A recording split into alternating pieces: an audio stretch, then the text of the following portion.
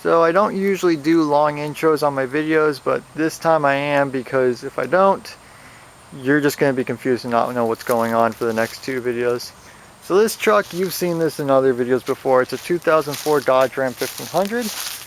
This is a car you haven't seen before, and this wasn't intended to be its first video, but this is a 2007 Honda Civic. As I'm filming this part of the video, it's early February, and I bought this car almost exactly a year ago in February of 2017. So why are we looking at two different cars, you might ask? Well, because this affects both cars. So back in September, Hurricane Irma came through. Now I live in North Florida, for those of you who still don't know, and this area normally doesn't get hit badly by hurricanes because of just our location. When Matthew came through, I had one tree limb come down. It wasn't even a big deal. So the problem is that when Irma came through, it came up the west coast of Florida instead of the east coast. And it was also inland a little bit, and it didn't really degrade in power as much as they usually do. And the issue wasn't necessarily rain. The issue was storm surge. When Irma came through, pretty much every body of water, every waterway, river, stream, creek, whatever, they all rose. And this particular neighborhood, which is in a flood zone, though it's never really flooded badly according to anybody who's been here for as long as it's been here, this neighborhood is less than a quarter mile from a branch of a major waterway, which was at record height when the storm came through. So from what the neighbors tell me, about 3 a.m. is when on September 11th is when it got really bad. And this is something I kick myself for. I wasn't here. After Matthew, I didn't think anything was really going to happen. So I went and stayed on the 10th. I went over to my parents' house and stayed with them, mainly because I was bored. My sister was home from college and we were going to play video games, which we did. The problem is when we got back, when I came back with my dad the next day, about 10, 11 o'clock in the morning, the water the entire neighborhood was full of water, and it was all the way up to the front yard, which is a problem because that's where the Honda was. I'll post a picture of it, but I parked the Honda sideways in the front yard just in case the water rose. However, I wasn't that concerned about the water getting that high, so it wasn't as high as it could have been. And by the time I showed up, the water had actually gotten up to the front hub. And because it was that high, that meant it also had gotten into the actual cabin as well. Mostly in the front, but some in the back as well. The only good thing is that because it was sideways and on an angle, the water was deepest at this hub. It didn't actually get to the hub in the back wheel, and it did not fill up the entire cabin, just this side, and didn't make it into any electrical connectors. So that was good. The Dodge, on the other hand, the Dodge didn't have an engine in it. So the Dodge was stuck right where it was no matter what. It got up over the axle, right up to the bottom of the tail light at one point. But like I said, couldn't have done anything about that. I ended up moving the Honda. That was the first thing I did. The water was so deep I had to walk in. Didn't have my keys or anything, so I had to walk back out, to walk back in again. Got the keys, moved the Honda up here. So pretty much as soon as the danger was gone, the water did rise a little bit more. But as soon as the danger of anything else getting destroyed was gone, I was pretty much immediately at work getting these vehicles dried out, getting all the water out of them, and making sure that they wouldn't have any issues. Reason for that is that a lot of people, they wait to take care of flood problems in their cars, and that's not good. That's when you run into issues. And insurance wasn't an option with these cars. This truck is not even registered or insured. It's titled in my name, but that's it. The Honda is registered and insured, but it doesn't have comprehensive coverage. So, you know, they wouldn't have done anything for me anyway. And even if I did have comprehensive coverage, with my experience on insurance companies, what they would have basically done is said, oh, it's got flood damage, we're going to total it out, and we're not going to give you as much as it's worth. So I would have been out money either way. So yeah, this isn't going to be like a how-to video on how to get rid of flood damage. This is going to be more of what I did to take care of the flood damage on my vehicles. And if you're wondering, you notice I do have 3 cars here. That in the background, that's my Bronco. That was actually with me during the storm. Anytime a storm hits, I always use the Bronco because it's reliable and it's 4-wheel drive, and I know it'll handle pretty much anything I can throw at it.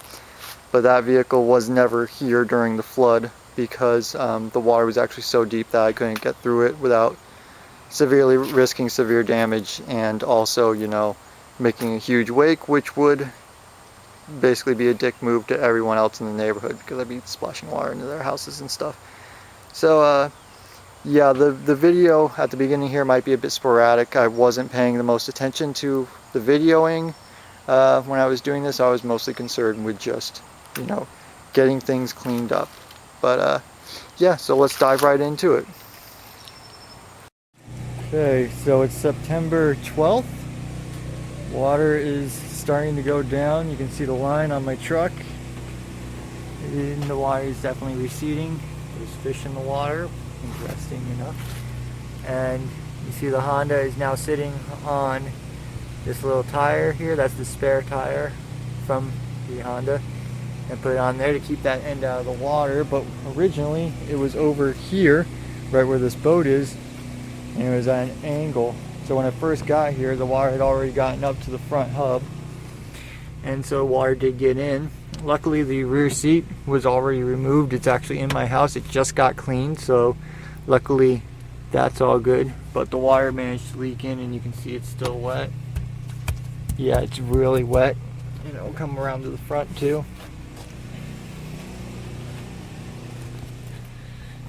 Oh, my crap is still in here.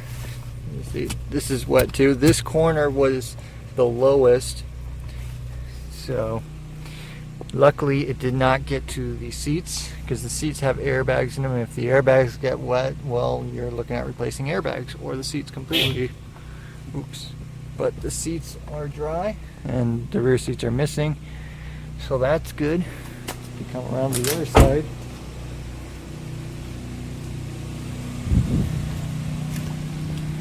You can see there the line where the floodwaters were receding. They were up to about here last night, but when I showed up here at first, it was up to somewhere around here.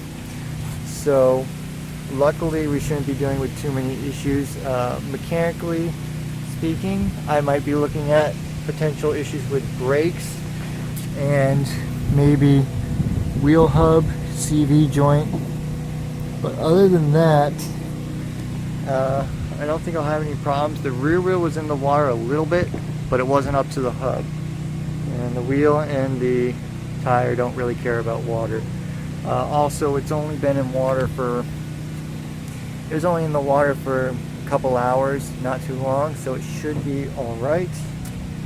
So even though the floodwaters haven't gone down yet, we're already going to start getting this cleaned up. And as soon as the floodwaters recede enough, I'll start on the Dodge too. So first things first is we're going to get as much water out of this as we can. And as soon as the water goes down enough so I can get over there without boots, I'll try to crack the door open and get that trim off. And then once I get all that stuff off, we'll start looking at the wiring harness. There is one wiring harness. That one right there. That's running down. There's probably also one under the seat. So we'll take a look at those, and if those have any issues, I'll probably find a replacement for those, but for now we're going to worry about getting the water out. So I got a shop back here. We're sucking all the water out. Got most of it out here, but I want to show you this. This is the seatbelt retractor, and it looks like this is one of those ones that might be loaded. Basically they put a little charge in here so that if the car is going to crash, the seatbelt retracts really quickly and snugs up. So if this was to get wet and get submerged, you need to replace that too. Luckily, it looks like most of the wiring harness, except for where it goes into the seats, has not gotten wet. And you see right here, this little thing, how it's partially wet. Well, I just touched it, and you see if I wipe it, it gets dark. It was only up to about here. So, looks like the water didn't get deep enough to get up to any of here. All this wiring should be okay. And so we're just going to keep vacuuming it out, and then if I get the inkling, yeah, Okay, this is jute padding. This jute padding's gonna have to come out. That stuff will hold water too. So if I get the motivation, I'll probably pull this whole seat out right now so I can get to the harness. So I got the seat out, and yes, the carpet is dirtier. That's from me walking around in it. So the seat's over here now, and it is stained up. The plan was actually to remove the seats to get them cleaned anyway. So not a big deal that I'm removing them now, but I wanted to show you something about this. You look under here, whenever you're dealing with a car, any of these yellow connectors or yellow loomed wires, these are airbags. So this one is going to go over to the side airbag on the side of the seat. These white connectors will be for other things like a seat sensor, or I don't think this has a motorized seat. Oh, that white one is for the seatbelt sensor. But over here, you notice there's another yellow connector. And right here, this is an airbag style charge, and what this does is this will tension the seatbelt buckle in the event of a crash so you don't go flying forward. And there appears to be another connector right here and here. I'm honestly not really sure what the purpose of those are, but they're there. But the bottom line is that anything that has a yellow connector, that's an airbag connector. And so if this seat were to get wet in a flood, you'd be very much looking at replacing the whole seat or any of the airbag type stuff that is in the seat. That's really the only safe way to do it, and that's why most cars get totaled out if they get to the seats in a flood. So back in the car now, and there is some debris that I hadn't been able to vacuum out yet. And this dirt, this is all from the previous owner. I'd planned to clean out this carpet, I just never hadn't gotten around to it yet. But we'll look over here. So here's our wiring harnesses, and you can see this is the one that plugs into the seat. It's got the two yellow connectors on it. What I'm seeing right now that's really good is that this wiring harness is dry, and this car has only been out of the water since last night, not enough time for it to dry out. So I think we might have a little bit of dampness right here, but other than that, it's completely dry. That's a very good sign. So I'm going to pull back the carpet, and this is the first time I've pulled it back. Okay, so more good news. So we're looking over here, and you notice there's dust right here. That's how we can tell the water has not reached that level. I think it reached to around here somewhere. And you can see the jute padding. The jute padding just absorbs moisture like crazy, so we're going to rip out all the jute padding. But the main thing I'm concerned with right now is the wiring harness. And if you look, this wiring harness on the top, hold on, let me focus a little bit. So this wiring harness on the top here still has dust on it, and the one on the bottom is just a little bit damp, but there's no splices in it. So that means that the entire length that was underwater was sealed, so that wire should be fine. And if we can get this out. Okay, now put that in the water. Get this back a little bit more, see what else is under there. So that, okay, so that that little plastic tube, that's the rear seat heater or AC, I'm not sure which. This doesn't have rear AC, but okay, so let's see. We have this splice, which is a little bit damp now from me pulling it out, but it didn't get water on it, so that splice should be good. Then we got another wire here, runs down along with that. And then the water got to about here, and then it's dry. So we'll check where these wires go here, but I think it should be all right. Yeah, so I'm gonna go, no. Okay, these two wires right there, which I presume are probably going to a ground point, actually go right into this harness. So even though this is full of water, all this should be good. And there's nothing under there. So what I'm going to do is I'm going to start pulling all this jute padding off, and we're going to try to get all that water dried out. I was originally going to just use a carpet cleaner on this carpet because it was actually in pretty good shape, but now that it's have flood water in it, I'm going to end up taking all the carpet out to clean it. because the bottom line is that floodwater is nasty. You don't really know what's in it, and even if you dry it out, you end up creating all sorts of nasty smells. So I'm gonna get rid of all the water, and then later on, when this is settled down a little bit, I'll end up cleaning all the carpet, we'll put everything back together, and everything should be fine.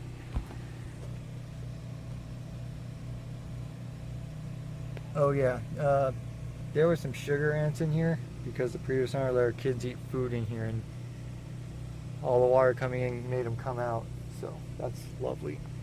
But yeah, that's also why I'm tracking around dirt everywhere, because it's getting cleaned anyway. Something interesting though, you see that? Those are suds.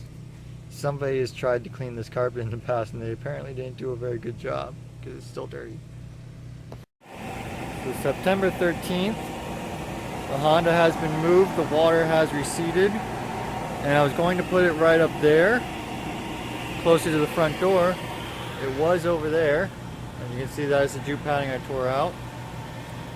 But it didn't really go in the direction I wanted it to, and the grass and the ground is so slick that the tire is just spinning. It won't go forward anymore, and I'm not moving it backwards anymore. But the water is going down, so I'm just going to leave it right here. Not going to hurt anything. And over here, that fan was on for most of the day, and it got it mostly dry. But I went to work and I got 2 blowers. These are usually used for filling up inflatables, but now I'm using them to dry out a car. So it's a little bit damp over there. The jute padding kind of wicked the water up over there. There is a harness that got ever so slightly damp, but it wasn't sitting in standing water and it wasn't soaking wet, so that should be fine. There's also no splices over there. And then over here at the front, there's a spot right there in the corner that was a little damp, and so we're drying that out. I've also got this, it's like molded jute padding.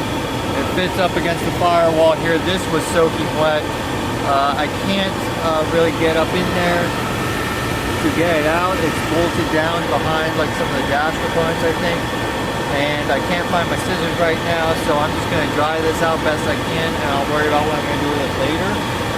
But yeah, that's where we're at right now. We're just trying to get it all clean, and then once everything settles down, what I'm going to do is I'm going to take all this carpet out, I'm going to take all the jute padding out, we're going to clean the carpet, clean the seats, put everything back in, and it should be fine. Okay, so this is about 2 weeks after the storm, and I got the carpet dry. It only took about maybe a day and a half, 2 days with the blowers on it to dry everything out, and at that point that was all I was concerned with at the moment.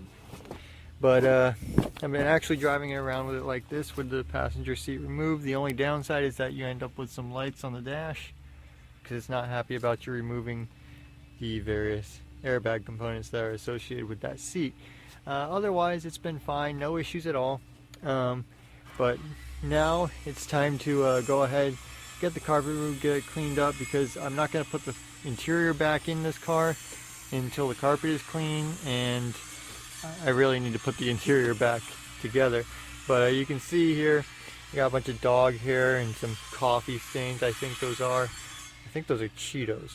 I'm not sure. This is all stuff left over from the previous owner. There you can see there's some dirt and stuff. I tracked that in when I was cleaning it. Surprisingly enough, that jute padding right here, the molded stuff, did come dry. But I haven't really decided what to do with it yet. I don't really want to keep it, but at the same time it's molded to the firewall, so that may pose some issues in getting a replacement. But right now what I'm going to do is I'm going to end up pulling the driver's seat. We'll probably loosen up the center console a bit and then see if I can just get all the carpet out. We'll get the carpet cleaned, and while the seats are out, I'll go ahead and clean the seats. They aren't bad. You see just some minor coffee stains here and there, but we'll get those cleaned up too while it's out. And then once they're dry, we'll clean everything up, we'll put it all back together, it'll be good as new. So this is real and completely unstaged. That is what was underneath the driver's seat. Yeah, couldn't see any of that stuff. We got food, got pencils, we got Ninja Turtle, coffee stains. Yeah, this is what happens when you eat and drink in your car carelessly and then don't clean it regularly. And then dog hair too, so that's lovely. Probably end up vacuuming this before I take it out. So partway through removing the carpet, I did end up removing the center console. Turns out it wasn't that big of a deal. And it turns out there's also a lot of junk underneath it, so kind of glad I did that. But there's a couple things I wanted to show you. And first thing is that module right there. Let me make sure this is focused. Okay, that module right there is the first thing I wanted to show you. And the reason I wanted to show you that is because the water was probably about to here, if memory serves me correctly, which means it was about right here in the car over here, because the car was parked at an angle. Now, if it had been a couple inches higher, it would have reached this module. Now, I'm not entirely sure, but I'm pretty sure that that is the airbag module, based on the fact that there's yellow tape all over the wires going to it, and the connectors themselves are all yellow. Usually that means airbag. So I think there's a good chance it's airbag, but I'm not entirely certain. So if the water reached that module, then you would be looking at a whole nightmare of issues trying to get one of these vehicles back on the road. The other thing I wanted to mention is, you notice how the carpet goes over that module, and then back there's another strip that connects it to the other side. That way when they're at the factory they can handle it as one big piece, and they don't have a piece of carpet with just a giant slot down the center that's all flopping around. That helps to keep it spaced the way it's supposed to. Now, if you wanted to, you could just cut it and pull it out that way, save yourself a little bit of work. But I looked at it and decided that I would go ahead and put a little bit of extra effort in so I could remove it in one piece, simply because when I go to put it back in, that will definitely help in keeping the carpet aligned properly and keeping it secure. So in order to do that, you come over here. So first thing is you gotta remove this bracket, and it just bolts on right there, and then there's a bolt right there. And that bracket, come back over here, that bracket has a couple cables connected to it. This connector has to come out of the airbag module, which if you're going to do that, I would recommend disconnecting the battery, because you don't know how it's going to react to disconnecting, major connectors like that. And then there was this other connector. I'm not entirely sure what this is for. Pretty sure it's just a ground though. But that one had to come off as well. And then the last one is actually a ground, and that just bolts right down to that Torx bolt. So you take those out, and now you get this in the shot. So with all those removed, I can simply lift this whole thing up, and I'll be able to pull the carpet out in one piece. So under the driver's side carpet, I found this. You see those? They're dispersing now, but there is quite a large grouping of those right there. And if you're wondering what those are sugar ants. And they're not that uncommon to find in vehicles, especially ones where people ate in them and didn't clean up after themselves. And this car has had a little bit of an issue with them. I see them now and then. Those all came from the previous owner. So, yeah.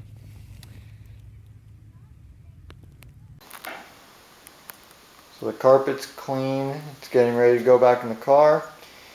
Clean this, what I like to do is I take all the jute padding off, just rip it all off, because once it gets wet, it'll never dry out properly. It'll grow mold, and it's just terrible all around. So I rip all of that off, and then I hang it on my trailer gate, and I pressure wash it. And it sounds crazy, but it actually works really well. When I pressure wash this carpet, the water coming off of it was brown, which is really no surprise. The previous owner it clearly really liked her coffee and spilled it quite a bit. So since we got rid of the jute padding, we got to replace it with something. So I've just got some regular carpet padding here. Just cut it out to the same shape as the old jute padding. And if you look over here, it's not perfect. It doesn't need to be perfect. But you can see, you can actually just follow the remnants of the old jute padding to cut out the new carpet padding.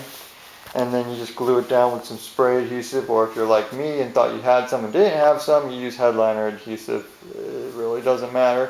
You don't need anything really strong for this. You basically just need something that'll keep the padding in place while you're putting it in. Once it's in, gravity and the carpet compressing it down will tend to keep it in place for the most part. This is mainly to hold it while you're putting it in and keep it from moving around too much. So the carpet padding we're using here is 1/2 inch carpet padding. When you size carpet padding for this, the jute padding tends to compress a lot more. So what you want to do is just moderately compress it and then size your padding according to that. And for this car, it happened to be 1/2 inch padding. And then there's some 5/16 padding here and there to take up the spaces that had thinner jute padding. So you can see we got the paint can over there. That's the last piece that's drying just enough so I can get in the car without it moving around. So we're about to take this out and stick it in. So carpet in, fitting very nicely. So now center console, seats. The interior is all back together now, got the seats in. We even have the factory floor mats which got cleaned. Carpet's clean. That's all back together. And up front, I've already got some rubber floor mats in here because I tend to make a mess on the floors without them. But we have the factory mat underneath there, and that's all clean as well. Everything put back together. Car's running fine. No airbag light, so the airbag system is happy. And we're all good to go here.